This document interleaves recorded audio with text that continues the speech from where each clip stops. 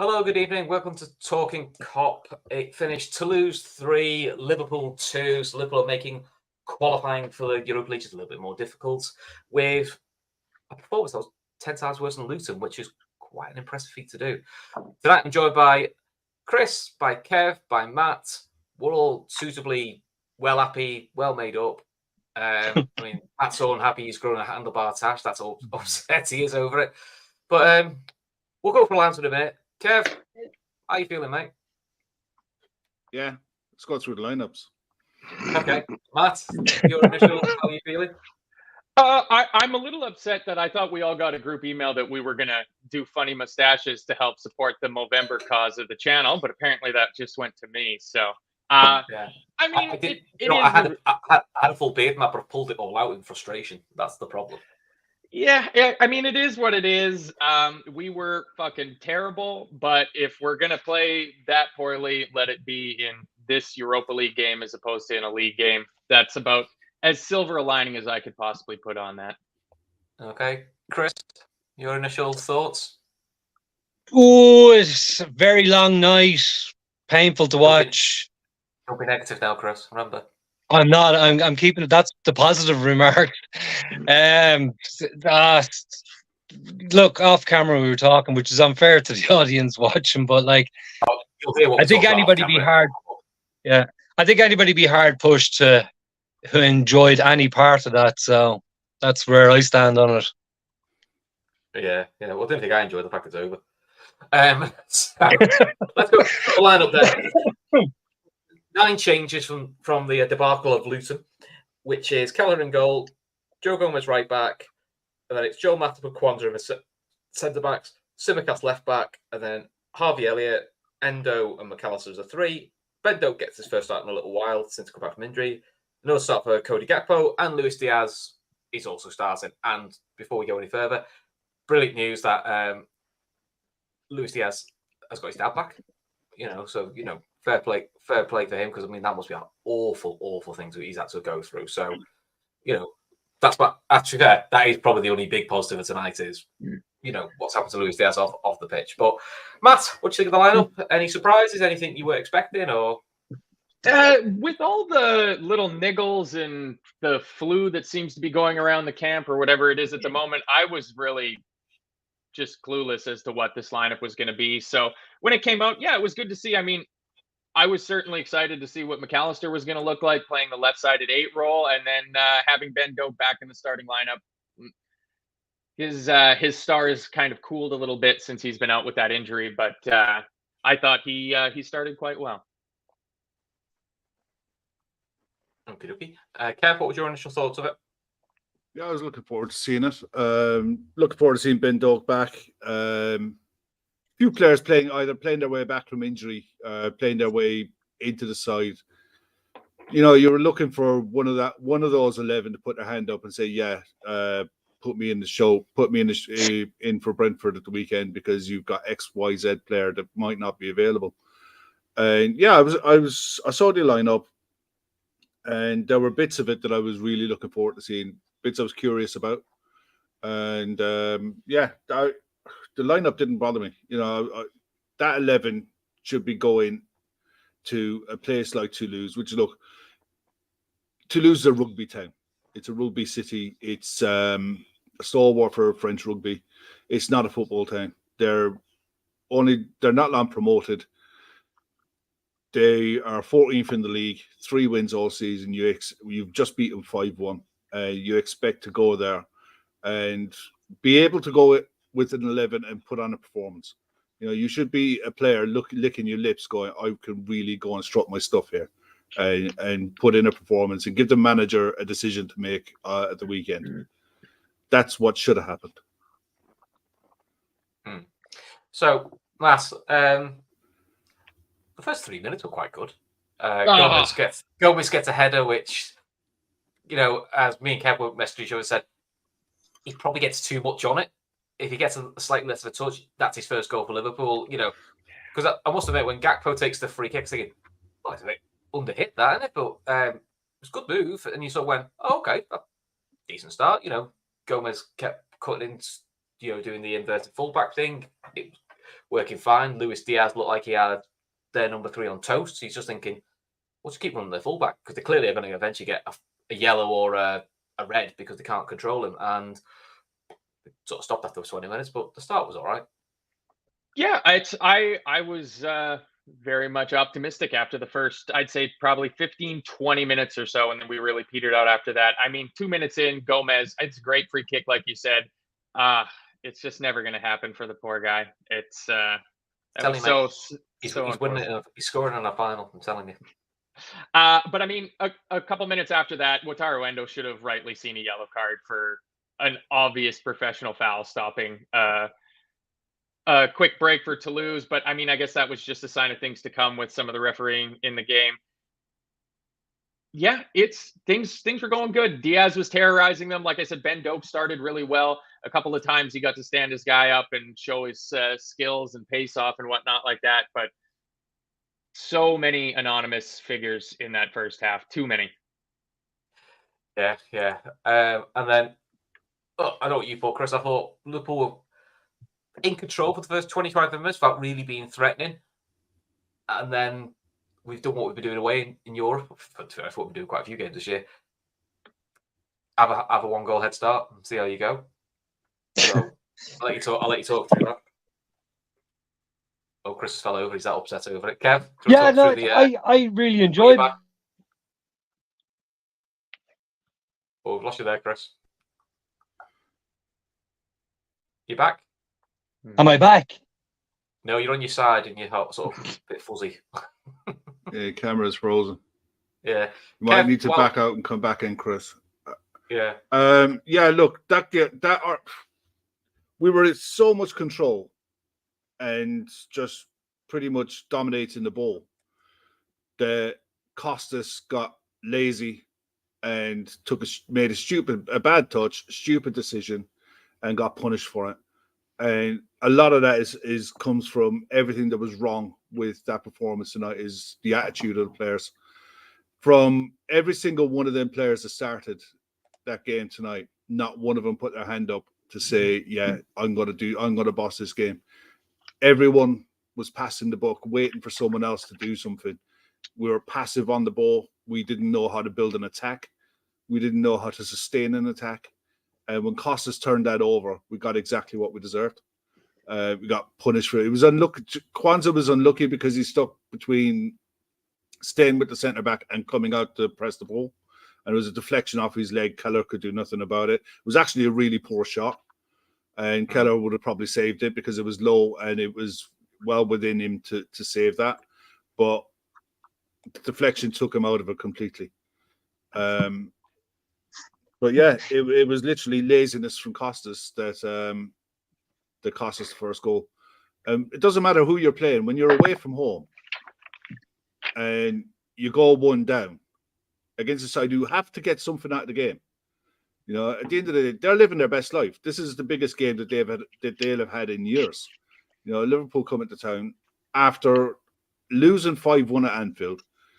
This would have been their FA Cup final, UEFA Cup final, you name it, all rolled into one. And we just gifted them a goal and gifted them something to defend. It was shockingly bad, every which way you look at it. Look, there's going to come up at this time of year now when people start talking about January. And I know Costas has signed an extension and what have you. But with the injury to Robertson, it's a glaringly obvious problem now that Costas is a liability that you can't trust him. You just can't. And as much as I like the character, I like the guy. I think he's probably a really good person, but if you can't trust him in a game like this to be responsible on the ball and not give away stupid possession in such a bad area, I don't know, man. He's got to pull his fucking finger out and start realizing who he plays for and what it's about. That was, if that was a kid, you'd pull him to one side and, you know, no more of this. This is an international who's been at the club for a long time, and that shit can't be happening. It's just fucking nonsense. And it was no surprise that he was hooked at halftime. Actually saying he's not useless, but he's another example of someone who's a better sub than a starter. Bossman Steo saying you guys on here the last while were saying Thomas was a good cover for Robert. He's simply not good enough to play for Liverpool. There's a difference between cover and a main man. Chris, do you want to talk through the first goal? What do you say? The first thing I thought was of you when, as soon as he when he stopped at him and tried to pull it inside. I just thought of you, Brackie. It's awful. It's just every bad decision you can make, and massive deflection. I suppose Keller was there for it. It looked like he was going to save it, but there was a longer shot from behind showing Keller's face. He was miles away. His last thing he was expecting was what Tsimikas did, and then he was scrambling back. He would have saved it, but massive deflection. But there's no excuses. As Kev said, I dropped out for a second because the boss was on to me about turning the phone, but it won't go widescreen. There's no excuses. It's awful because what I was saying before I had the interference, I thought the first 25 minutes I really enjoyed it. I thought so many changes. It was an open game of football going back and forth. And then for about 5 minutes, I don't know what happened to change momentum. But yeah, as soon as Tsimikas started turning inside, hesitated, there's no excuses for it. Poor. And then after that, I don't know. I think we'd been losing some impetus in the game, and then after that, it was one-way traffic. They should have had more, but yeah, there's I have no excuses for the Greek tonight. Ella Malaka. Yeah, so Matt, we get to half time because I'd like to talk about Liverpool having a shot, but I don't think we did. And he hooks Doak, he hooks Tsimikas, and he hooks Endo. I mean, let's be honest. Endo had to get hooked because he was a lucky boy not to be off the pitch. He got away with one booking. He then gets rightfully booked where he stands on the fella's foot. He's given a bit of a hospital pass, but still, it's a booking. It's no problem. And then I'll be honest, the third tackle is the worst of the three. So he's a very, very lucky boy. So I think they're rightfully taking him off. But when you bring it on Soboslai, you bring on Sally, you bring on Trent, you're thinking, well, okay, it makes us, on paper, the side stronger. And then it's just the most lackluster 30 minutes. Yeah. I mean, I thought we'd get a double sub at halftime. I thought Tsimikas had to come off because he was just a liability out there, and Endo as well too was on that tightrope. So it was surprising to see Endo come off. He wasn't having the best game in the world, but look at the attacking talent that comes on there. Like, okay, here we go. We're only down one goal. Like, we can come out and they had any sort of looks at the goal were all for them in the first, I don't know. Well, they scored. It's 2-0 after 5 minutes. Dillinger just muscles Matip out of the way. Looked like a foul. I think it's a foul, but you see the one still they show of Matip where it just looks like he trips over his own feet, and it's like, oh, for fuck's sakes, like this might get given. Truthfully, honestly, if that's the way around, I think we're all going berserk, going, that's really soft. To me, it is a bit of a clip, but I personally think the centre-back should do more. But look, you take your look, or you think you take your look, and then we did the thing that we were doing a lot, Kev, which was Luis Diaz gets the ball, and instead of him giving options for him, they leave 3 lads around and go on, Louis, take on all 3. He gets caught.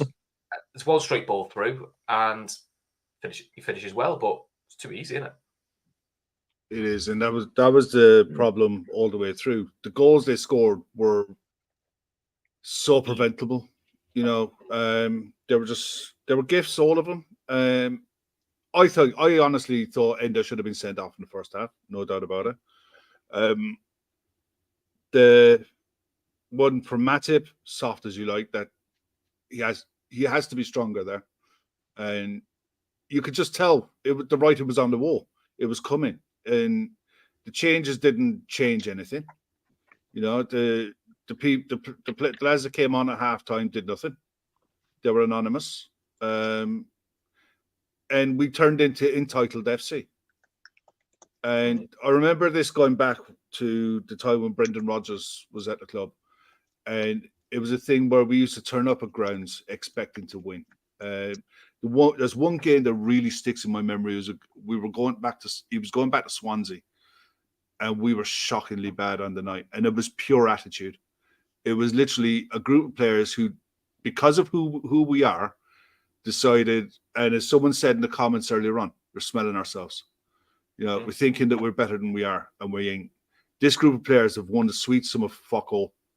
They've won absolutely nothing. They don't deserve to be sniffing themselves. They're not as good as they think they are. They haven't achieved anything. And if they carry on with this attitude of turning up to games expecting someone else to make something happen, or somehow someone's going to pull something out of their hat and make something, and a ball will bounce in the box and you'll get a goal, and from there you'll roll. That's not football. That's not how this game works. And if you're not on it, and if your attitude isn't right, you get what you got tonight. You got absolutely trashed by a bang average side, and we got exactly what we deserved out of it. And the goals that came were our own fault.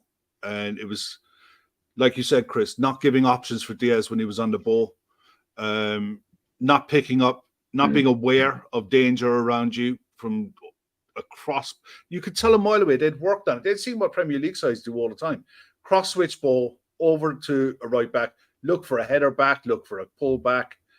And it's a pretty routine goals. All of them were pretty much, they were mirror images of each other, how they were trying to attack.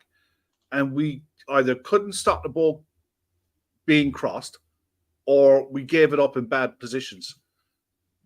It was happening. It was always coming. And when it went to 2-0, my biggest fear was it's going to go 3 and 4, and someone's going to get injured.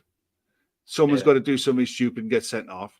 You're going to get nights like this. You're going to get periods, and it's very rare in any European competition that you'll get a group and you'll sail through and win 6 games. Very rare. I think we did it once, and when we did it, it was like, wow, that was in the Champions League, and that just doesn't happen very often. So you're always going to get a night where it's just not going to work. And on the back of the Luton performance, it compounds at everything. So it's the goals that we gave up made it worse to me. Yeah, it's just like when you lose to Spurs or you lose a tight 2-1 to City, where you're a bit like, no sort of results happen. It falls you. It's been too many. Chris, we then get one back, which, we were like inept up front at times. Toulouse felt sorry for us, so their own defender turned his back at it and decided to, with his shoulder put it in, which is some finish, because I couldn't see it at all. And so you thought, right, 2-1, okay, 20 minutes to go, I think, when we scored, think, okay, right, ratchet up now, at least get a point out of this, let's go. And within a minute, that ball then down the right, Trent doesn't get over quick enough. Me and Kev disagree this. I think the keeper should do better with it. And then, but there's Gomez, there's McAllister, I think it's Soboslai, all ball watching and going, God, man, you can finish from there. And rightfully so, Chris, he made it 3-1 within a minute. And you were like, fucking hell. Well, but in fairness, we were lucky with the goal. So considering I feel like I'm a fan favourite on an emo album, I was trying to stay positive tonight due to comments before. We were just shit. There's no other way around. I didn't jump out of my seat and think this is it, the comeback's on, because the same pattern of play just continued. I don't recall, as much as we're going on about Diaz being surrounded by 3 people, just a lot of players need to be holding on to the ball with the idea they're going to do some pullback or pull themselves around the player or beat 2 players, and it just wasn't happening. They just tightly man-marked. All they had to do was stick. They didn't have to even tackle that much. So I didn't see any change in kind of the pattern of play till literally 2 minutes, 88 minutes. And other than that, there's not really much you can add to what Kev said. It's I'm struggling to kind of add anything to it. It was just poor all over the pitch. I don't know why you can put it down to. Obviously, you can't say attitude. Oh, we'll just turn up and we'll do this. But we were just poor everywhere, and Elliott had the best of what was poor, and I again bizarrely thought Gomez going forward played well, but after that, there's nobody stood out that they seem to be playing as a team. It was just all get to the middle, try beat 3 players, 2 players, pull back. I suppose there wasn't options to lay off passes, but there was plenty of times where there was options and the ball was moving slowly. So I didn't see any momentum change. I wasn't that surprised. I was more surprised we weren't more down than the 2 at the time, because I wouldn't say it was one-way traffic and we were overrun, or it's just there was nothing there. Yeah, I mean, Matt, I think I can't. Just before they make it 3-1, but Nunes comes on for Gakpo, who was largely anonymous, but to be honest, he wasn't alone with that. And Diaz gets taken off for Jota. Look, Diaz has some bright moments, but to get the ball enough, who's surrounded. I'll be honest, the 3 subs that came on, Trent didn't really see him. Salah didn't see him. Szoboszlai has been quiet for a couple of weeks. Look, you can't be great every week. The only bright spark is Diogo Jota's second goal, which is becoming a little bit of a trademark. That little jinky run he does and a composed finish across the keeper, which gave us then 7-8 minutes to try and get an equaliser, which we'll come to that. But you were like, finally, a bit of composure, a bit of spikiness. Yeah. I would just say a bit of width. Like, just thinking about the lineup that we went with and the changes that we made, we had absolutely no threat on the flanks at all. Like, really, we only posed any sort of threat down the right a few times with Ben Doak in the first half. But then I don't want Salah getting the ball with 2 defenders manning him up with his heels on the sideline. That is not where I want Mo Salah to be. So he wants to come inside. Diaz wants to come inside. Elliott wants to come inside on his left foot. McAllister really seemed to sort of drift towards central positions, and we're getting no overlap from our fullbacks whatsoever. And so, much like against Luton, we didn't have any sort of threat out wide. It just allows them to just compress and pack their bodies into the box. And yeah, it's just nothing. So you need a little moment of magic like that. And we all know that that's what Diogo Jota can do. And so, I mean, good on him for coming off the bench and trying to make that difference. I will say he came off for man of the match for me today. It's all credit to Luis Diaz. So hopefully for him, he's meeting an airplane, landing in Liverpool tonight, and he can be reunited with his family. But yeah, I mean, just after Jota came on, I just wrote down, I don't think we're going to win this one. And then we scored. And it was like, hello. Which is unusual for you. Yeah, well, I was starting to do the math in my head of like, to win, we would have needed 3 goals at that point. And there's like 5 minutes of regular time, maybe 5 minutes of stoppage time. So it felt like just a bridge too far. But the draw was still a possibility. And then we scored, and the draw was really a possibility when it's 3-2 with added on time. So, Kev, last 7 minutes, we actually started to do, which I think was the tactic of bringing him on, which was just get the ball to Darwin and say, just run at him. And you realised how average these are. Is any pace at them, they don't know what to do there. And it was free kick after free kick. You know, right, this is your pressure builder, this is your pressure cooker situation. And we think Gerald Kwanzaa has got Liverpool, and if this had gone in and been allowed, you still would have got this response from me, off the absolute bloody hook. You thought, the only pleasing thought, oh, look, young kid, young centre-back, gets his debut goal for Liverpool, great. VAR look at it for ages. We think there must be like a foul on the build-up. And then look at this handball by McAllister, and then the ref sort of gives it and then goes to the screen. Now, I can see Dale Johnson from ESPN, he does a lot of the VAR conversations and sort of explains the rules. And he has basically tweeted, some of the reasons why McAllister handball is a terrible decision by VAR. He's put, arm close to the body. It is. So that's one reason why you can't give it. Being withdrawn and not moving the ball, another reason why you can't give it. It's high on the arm, so it's too high up, so it's not like he stuck his arm out to stick it there. It's not deliberate. And it's so far back in the play it's actually against the rules that UEFA have written, which is if it bounced up, hit my arm, I pass it to you, you score, it gets disallowed because my handball has helped you get the goal. Yeah. It's 30 seconds from that, and it goes to another 5 or 6 players. So, to me, it's another example of officials not knowing how to implement their own guidelines, their own protocol, which is really annoying, and it's really upsetting for the likes of it. For me, I feel sorry for Jota, who actually came on and made an impact. I feel sorry for Jel Kwanzaa because it's his first goal for Liverpool and it's kind of took him off him. But that's about as far as my sympathy goes, because I'm also a bit like, I actually think Liverpool, I'm hoping this might give Liverpool and some of this squad the right kick up the arse they need, which is you can't keep hoping to get away with it at the last minute goal. You've got to start actually waking the fuck up and starting to, earn the right to play, not just assume it'll happen, which I think is what we've done for the last 2 games. Yeah. Do you want to read that comment there from Ashley?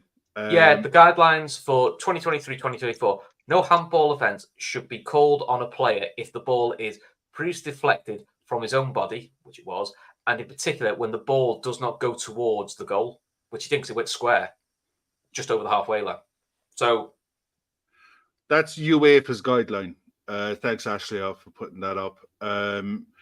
If Dale had seen my WhatsApp to you as about a minute after that, because it took me a minute to type it out, it's pretty much mirrored what Dale said. Yeah. It doesn't matter. At the end of the day, it would have masked what was an abject performance. It would have covered over all of the cracks and people would have been relieved at the draw. People, a last gasp effort, what have you. At the end of the day, those last 7 minutes showed what happens if you got Harvey Elliott to pull out onto the wing earlier.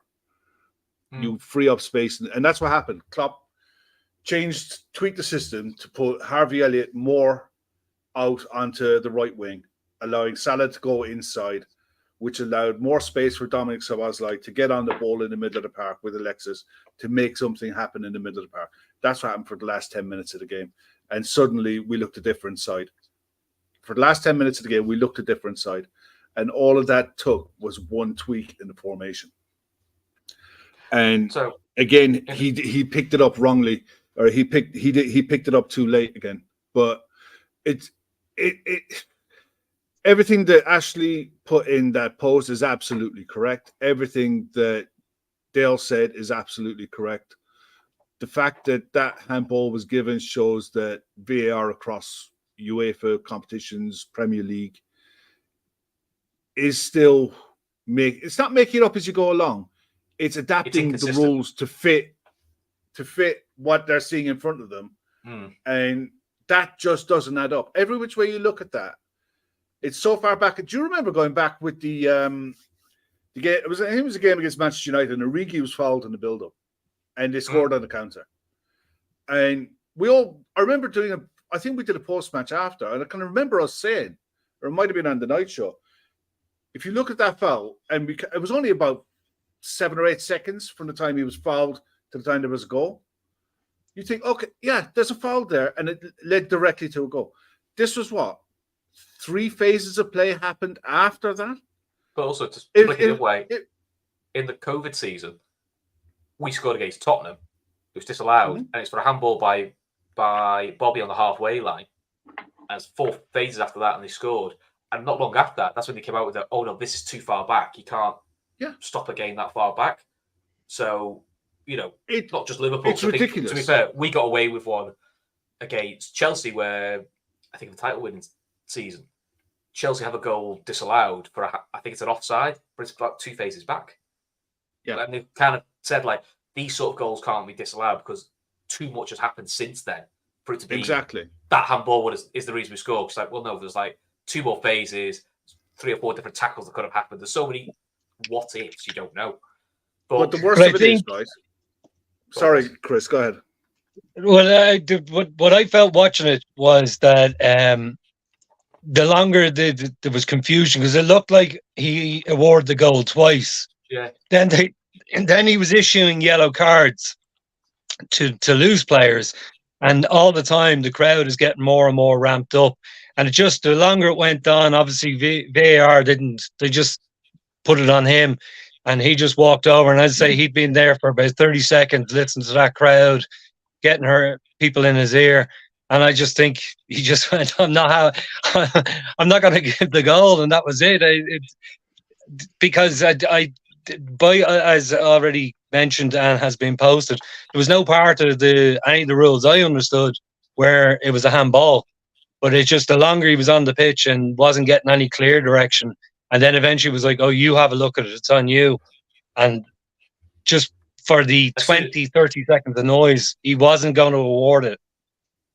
So, but it would have, as I say, would have covered up the cracks, would have went into the weekend going, wasn't that a great comeback or whatever, where, Brackie, we're brothers from another mother. Love Liverpool, but not necessarily getting blown away by them at the moment. Just, I don't know. Yeah, it's another example. I mean, Gavin and I got pelters when we beat these 5-1. We were told we were too somber and not as excited. But there were elements of what we saw tonight in the home game. The difference was Liverpool did play at a bit more pace and hurt them, And yeah, I think sometimes, do you know what? Because it's so early in the season, Matt, getting a bit of a bloody nose and getting a bit of a kick up the arse can generally do you good. It always helps everyone. Even great sides like Man City, losses to the likes of Wolves, it does give you a kick up the arse, a bit of a wake-up call of, all right, come on, need to switch back on here a bit. So in terms of the group then, so Liverpool are on 9 points, Toulouse are on 7, Union are on 4, and Lask are on 3 because they got their first win in the group. So as it stands, Liverpool need 5 points in the remaining 2 games, assuming Toulouse win all their games. So if we're being realistic, I could be wrong. I believe if you beat Lask at home, you're all but qualified, because I would be surprised if Toulouse win both their games, because I just don't think they've got enough in them. And I think Union might actually give them a bit of a surprise. But the frustration, Matt, is we could have been sat here qualified with 2 dead rubbers. Now we're going to have to go City away, Lask at home, Fulham away, probably going pretty strong in all 3 to hopefully keep ourselves in and around where we are in the league at the moment, and try and get the qualification boxed. But ideally, we need to try and get it boxed if results go our way in the next game. Yeah, we all were hoping and presuming that it was going to be a pretty easy cakewalk to the top of the group for us, and it rightly should have been, because they're not the strongest opposition there. And now we're not. But I mean, this goes back to what Kev was saying at the very start. Like, this is an opportunity for certain players to put stamps on the team and try to force their way back into the starting lineup and into the reckoning sort of thing. And it was so poor all the way around. So all these players get to play again. Like, we made 9 changes from the Premier League. We'll probably make, somewhere 7, 8, 9 changes again going into the weekend. And by the time these other 2 games come back around, I expect that it'll be wholesale changes again and again. So even though they're not a Europa League squad or a B team or something like that, there is a pretty good chunk of these players that are going to be playing these final 2 Europa League games. So they need to buck their attitude up. I mean, we're still in the driver's seat. I don't know if it's possible for it to end on a level amount of points, but we've got a good enough goal difference that even if we're level on points with anybody else, we'll finish top of the group unless we get absolutely smashed in one of our last 2 games. I think it might go heads. I think it might go heads first, and then goal difference, I think. So, well, we win that. We still should be okay. Just about. Yeah. That's fine. So I'll stick with you, Matt, and then I'll get Kev and Chris give their opinions, because I'm bored talking about that game now. I reckon for the Brentford game, I could name, I think, 8 that I know that I think will definitely start, and then I think there are 3 positions up for questions because of injuries and form. So Ali comes back in for Kelleher, which even if Kelleher had played out his skin, I think no one's disagreeing with that. Trent comes in at right back. Konate will start because he wasn't used tonight. You would assume VVD will start as long as he's not ill. I think Szoboszlai will have to start because we're running out of midfielders.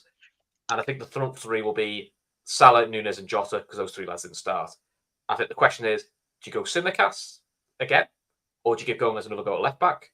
Because I've got a feeling he's been trying Gomez at left back, partly for his height, partly because I wonder if he wants to try him against City. And then it's who do you play in midfield? Because no McAllister, so someone's got to play DM. And to be fair to Endo, he hasn't done. He didn't. Based on that game tonight, he didn't impress. But who else are you gonna play there? Gravenberch is a doubt with a knee niggle. We don't know yet. Jones is out.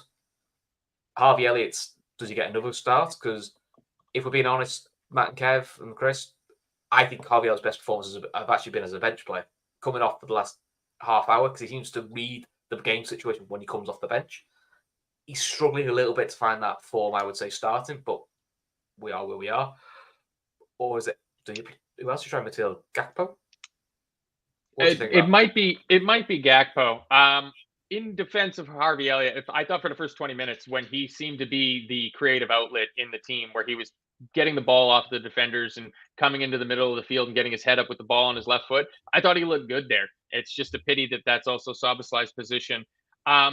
Yeah, maybe some sort of 4-2-3-1 with Gakpo coming in and dropping into the midfield. I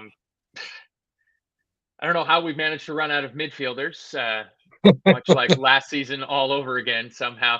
At the start of the year, I tallied up the numbers and went, we should be good for midfielders for the entire season. And now we've got 6 of them missing somehow. So, yeah. Quick one from Ashley McAllister saying, last 10, we could have scored a couple. The last situation is a weird one. The referee said goal, but 10 seconds later, he ruled it out.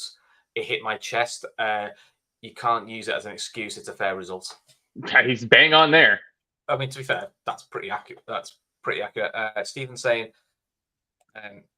Elliott is poor, lad. You can admit it. His little legs can't get around the pitch. I think he was poor. I think he was poor from about 20 minutes onwards, but I still think he's been a really good impact up this year for us. That's how I see it. But yeah. Kev? Yeah, that's it. I mean, I try to find a way to play a front four. And whichever way he wants to line that up, I don't really care. I'd like to see a front four with Diaz on the wing, with Salah on the wing, Jota and Darwin through the middle, and I don't care who you put in as your 2 in midfield. You put Brentford are going to play the same way Brentford always play. Brentford aren't going to change. They are what they are. They're going to give you problems on the counter. I think you're right. Gomez should probably start at left back. Virgil, if he's available, Konate, and Trent right back. You need to play sides like Brentford. You're going to dominate the ball anyway. So you're at home. I think we're at home, aren't we? At home? Yeah, we're at home. Yeah, sure we're at home. Yeah, you'll dominate the ball, but you got to give yourself the best chance of scoring goals. And if the best chance of scoring goals is having those 4 up front, be it in a 4-2-3-1, 4-4-2, couldn't care less which alphabet soup people want to call it, but the best chance to score goals is with those 4 on the pitch. Yeah, and I do wonder, Kev. Maybe if they're fit, does he go Szoboszlai and Gravenberch as a 2? Partly for I don't think Gravenberch is going to be available. Okay, I honestly think it wouldn't surprise me if it's Endo and Damo in the middle of the park. Yeah, and Trent supplements it from right back the way he has been. And I think he plays a front 4. I think he plays a front 4. I've got a feeling Diaz is the one that misses out because he played the most tonight. And I wonder if he'll keep Gakpo in. Partly because we all know Brentford's strength is set pieces, physicality. So the benefit of Nunes, Gakpo, Szoboszlai, if he was fit, Gravenberch, Gomez, Konate, VVD, you're looking for height because you've got to nullify their threat. And that is their main threat. And listen, it works for them. And all our games against Brentford are bloody difficult. Home or away. Yeah. We have a very good home record, but they're never a cakewalk. They're always difficult. So, yeah. I mean, there is an argument to play Szoboszlai, Endo, and Cody Gakpo in midfield if you want to go down that road, mainly for physicality. And he is good at getting the ball out of his feet and running at players from deeper. He can do the role. We saw it last season. He can do the job there. It's unfortunate the way suspensions and injuries have just mounted at the end of this run. But it's more important than ever on the back of the last 2 games that you turn up at Anfield and you put a shift in, and that's the most important. You put a shift in against any side. I fancy us to beat anyone at home. I don't care how we're playing. Brentford aren't exactly pulling up any trees this season either. Brian Mbeumo's a threat. Wiz is a threat, obviously, but you still have enough there to beat them. You know, they're not an unknown quantity. Like Luton were an unknown quantity. We've never played them. You know, Toulouse, we just got our pants taken down the spank tonight. You know, it was just a bad day, a bad performance on the back of a game where we had enough chances to get 3 points and didn't take them. Cool. You need to turn that around, and you need to finish this chunk of games with 3 points. Stay in the race. We know the hard yards are coming when we come back from this international break. So it's important to finish this one on a high. Okay, just before we carry on talking football, bit of admin from me. So we are starting YouTube memberships. They're $3.99 a month. So we are then going to be doing some shows which will be behind the YouTube paywall, which we're sort of in the process of developing. So, you know, if you like what we do, you know, like, subscribe, but also, you know, become a member. You know, there still will be shows on YouTube that are free, but then we are doing some shows that we're just going to be behind the paywall, and then they will be downloadable for audio download a bit later. And as you can see by Matt's face, some lads are also doing Movember. Links in the description below. So if you can give, please give. If you've got able to give, just share the link around WhatsApp groups, you know, work emails, whatever it is. You know, every little helps. You know, and as Kev says, the 5s and 10s are just as important. So, Matt, how are you feeling now going into Brentford? What would you like to see? What do you feel you'll see? How many do you think we'll get? Do you think we'll see any of the injury concerns back? Mainly DVD and Gravenberch. I think they're the ones that have got a chance, I would say, of adding to the squad that we had tonight. Yeah, Virgil will probably come back in. I'm already feeling bullish. I mean, as terrible as today's performance and result was, it's in the past. There's nothing we can do about it now. We got one more game before another ridiculously awful long international break. So, yeah, on to the next one. Sunday will be here before you know it. I mean, it's almost the weekend. So there's more important things to worry about than stewing over a really, really poor performance from us. So, yeah, we're going to smash Brentford. Listen, Matt, so far I've had this week, I've watched Liverpool draw with Lucid. I've watched the women's team lose 4-3 in the cup, and I've watched us be shit in Europe. I'll be honest, mate, I wish I had your positivity. I'm a bit fed up this week. You don't ever have to watch those games again, Chris. You'll watch ones that look eerily similar to it, and it makes your skin crawl, but you'll never watch that exact one ever again. So, to be fair, the women's game, they lost to a side that's probably one of the favourites to win the league, and give them a good scare. So at least, you know, that's a way of losing the game. You know what I mean, Chris? Well, my mood is always improved. My mood is always improved by the Canadian fountain of optimism. I want to be as optimistic as Matt, but what I have a sneaky feeling it's just going to roll on from Luton to this. We have to turn up. I think Gomez starts as a left back. I have a funny feeling Timmy is going to be benched for. I think I was being prep for City. That's what I think. I think he's being prep for City away, which is you're going to be the left back of City away. I just think because you want the extra defender. It can't be Tsimikas. Tsimikas will get publicly slaughtered in that game if Tsimikas plays at left back against City. Bonkers is asking, is Gravenberch available for Brentford? We don't know. Klopp said he had a minor knee niggle, but he was like, he might be okay for the weekend. He was very non-committal. As far as I know, he was called up to the Dutch squad, wasn't he?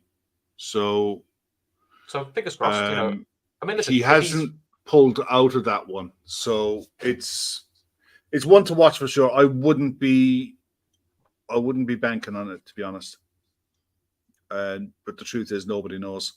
We'll know when the team sheets are out there on Sunday. I think he's not exactly going to be advertising who's going to be around or not. Has there been any? Because they obviously came straight to here. Has Klopp done any post match? Has anybody heard in the chat what his read on it was? Because not yet. I mean, to be fair, Ashley L's been very good at sort of putting comments up that have come up from players. So someone's come saying Jurgen Klopp there's a video, I can't obviously play it. Saying Jurgen Klopp was not happy with the location of the post-match press conference after losing to Toulouse. The fans could be heard chanting and playing drums. So he's okay. So Jurgen Klopp having he should have set Linders. Just do you know what that is? Your post-match. Go. Do you know what that is? That is literally, and he's a master at doing this. He's an experienced manager. He's been around the houses. He'll use everything and anything at his disposal at that moment to distract from the performance. And they're lucky. Do you know what? They're really lucky in the fact that they're going to have the talking point of VR to mask over. And I'm glad the people in the chat tonight aren't letting that be the talking point. You know, we all accept, look, they went back too far. The goal should have stood. It didn't. And we move on from it. There's no point in living in that because it hides what really happened in that 97-minute game. And I'm glad that most of the people in the chat understand that, you know, and are rightly pissed off with it, you know, pissed off in that performance. So it just shows that, you know, the chat are, as usual, on point and top banana, to be fair. Yeah. So Klopp basically said, we were abysmal. We could be a good team, but without winning defensive challenges, nope. On the VAR decision, I'm not even sure it hits his hand at all. So kind of what you'd expect him to say, really. Nothing exciting there. Olivier saying Klopp hasn't quite figured out the meaning of minor in English. Gakpo will be out for 3 weeks. I think he means Gravenberch. I think Klopp lies. Klopp lies. You know, Klopp lies repeatedly. I'm amazed how many people get wound up with when Klopp said, like when Thiago was out for a while with his knees, I was like, Klopp doesn't know how long he's out for. What's going on? Klopp knew how long he's out for. Doesn't have to tell you. At no point does the manager have to tell us how long a player's out for. Why give other teams an advantage? So play everything down. Yeah, I don't think he's out for long. So people plan for it, and then when he doesn't turn up, you go, "Oh yeah, he's out for longer." Did I not tell you? Oh, sorry about that. That's what all managers do. Fergie did it all the time. Yeah. You could do with Gapco having a good game. I have a funny feeling Gapco will play, and it'd be nice time for him to finally get motoring this season, because I had him down coming into this season as possibly a player who was going to be very big for us, and it just hasn't happened. So you would like to think Brentford's. I think he had a decent start to the season. He had a decent first few weeks, and he before the injury, he was playing well. He got a few goals. He got a couple of assists. He wasn't exactly putting startling numbers up, but his performances were okay. And it wasn't a case. It was. He picked up the injury that set him back. He looks like he's a player looking for his form. You know, it just hasn't come back to him yet. You know, we all know that there's quality there, and we've seen it enough with players that sometimes it takes them a bit longer than others to get up and running. But after injuries, just read Klopp's comments. Sorry, go ahead. Sorry, Kev. Klopp has said we were not aggressive enough. They won all the battles. We gave the ball away so easily. We could and should have created more. You cannot concede 3 goals. They fought harder. Sorry, Kev, you carry on. No, I was going to say it might be a case that the international break could be a blessing for someone like him. That he goes away, plays a couple of games for Holland, and you know just plays his way back into form. You know, you often see it. Players go away from their national side and they come back the better for it. I know us as Liverpool fans don't like the international break and what have you. It pisses us off because we miss out on watching club football. But for a lot of these players, they need consistency of playing back-to-back 90 minutes in meaningful games, and it could be a blessing in disguise for a few of these. Yeah, back to Klopp. For me, it's not handball. It's a pretty long way back. It's pretty long ago before the goal, but I'm more concerned that I would have loved us to have played better. Which again is the right. To be fair, that's the right way to frame it. Is the goal should have stood, but the fact that we should have played better, it wouldn't have mattered. You know, Anthony makes a good point about Gakpo. Is that the injury coincided with Jota and Gakpo taking advantage of stepping up their game, which is true. You know, and that's what you want. That's what you want. You know, I mean, if I'm honest, Diego, the last few weeks, Diogo Jota is probably the most unlucky man not to start more games because, to be fair to him, whenever he's coming on at the moment, creating something or scoring something. So he can't be far away from getting back in the side. It's just obviously where you put him. He's probably the only one I look at when it comes to going to Portugal. He probably won't play, and he could do with minutes. But when you got Rafa Leao playing out of his skin like he played last night, and Ronaldo and Bernardo Silva, all these players, Gonzalo Ramos as well. You've got all these forward players for Portugal, and Jota isn't doing enough at club level to force his way in ahead of those players. So, I hope that he does get minutes, but I'm not. I don't know what you might. I'll put money on Jota starting against City. I think that's 100%. Yeah, 100%. Because I'll be honest, I'll say now, I don't think Diaz starts against City because I think he'll do some outrageously stupid trappling again. So it wouldn't surprise me if Diaz isn't starting and Jota gets a nod, which to be honest is not what. But like I said, the front three generally, whoever we pick, I don't really worry too much about it. It's just trying to get the balance behind it back. We're still struggling with that a little bit, aren't we, Matt? But listen, fingers crossed. So anything else you want to talk about, Matt, before we go? No, just watch had the a little highlights. heart stress test today when it was 51 minutes where their keeper came out and landed his hip right into the side of Mo Salah's head. And to see Mo Salah go down and need treatment, that was real worrying for about 100 seconds. And then he seemed like he had his wits about him, was able to carry on. So, I mean, to be fair, it's the first time we noticed Mo Salah's on the pitch as well. So we're like, oh, he is playing. Oh, he is there. That's He good. is there. He is there. So, yeah. No, onwards and upwards from here. Looking forward to listen to the show coming up in just over an hour here. Gav on with the fellas looking through the previous weekend's action because I am desperate to hear some Talkin Kop debate around Ange Postecoglou and Manchester United. So I need it. Yeah. I need it. I'm so bored of the Spurs, love it, but it's like it's Emperor's new clothes. It's the new toy, isn't it? So give it another 3 months. All the press will hate it, and they'll all do what they do with every new manager, and there'll be a new shiny toy to play with. I like him. You want to bring it up before we go?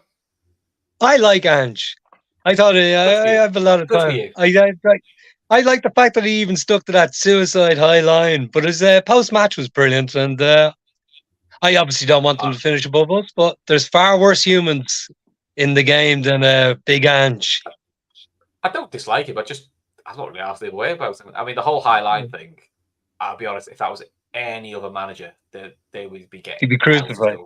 What are you doing? You know what I mean? It was suicidal. But it was mad. I liked it because it was mad, and it was almost like an insult to Chelsea that you're so bad, we'll take our chances, because Chelsea are awful. So I know the scoreline didn't make it look that way, but anyway, a big up, Big Ange, and nothing to add. Hopefully, a good weekend, and last night delivered. As somebody who once lived in Denmark, the league is awful, but the people have a great bit of crack going to the game. So I sincerely enjoyed a lot of that. And nothing else really. Hopefully, socks are pulled up. I have a funny feeling going by Klopp's comments, it's going to be a very long flight home for them.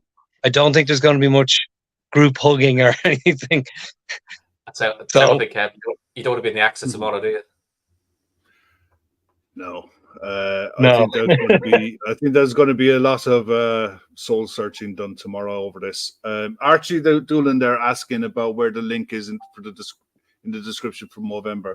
Archie, it's in the show's description. If it's not there, go to @Talkin Kop on Twitter, and if it's not the pinned tweet, DM one of us and we'll get it to you 100%. Yeah. But it's in the show description and go from there.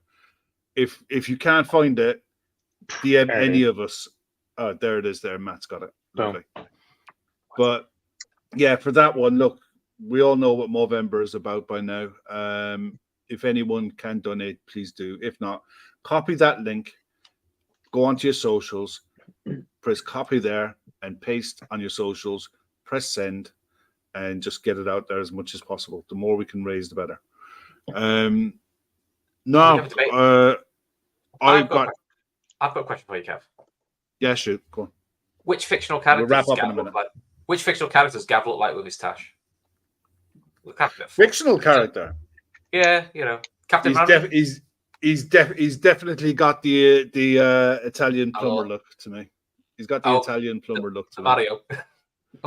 There's definitely a bit of the Mario about him, but you know what? He's doing it for the proper best cause. So for that alone, just for Gav having the front to have that on his lip, and for Gav's misses, honestly, for Gav's misses alone, click that link and chuck him a pint. Honestly, it'll be the best pint you'll ever buy. Gav, is click on that link, buy him a pint, and say that's for your misses for this month. As a thank you to Mrs. Gav. Yeah, it's what was Saturday in February. Gav, you're going to shake that off. I think he likes it.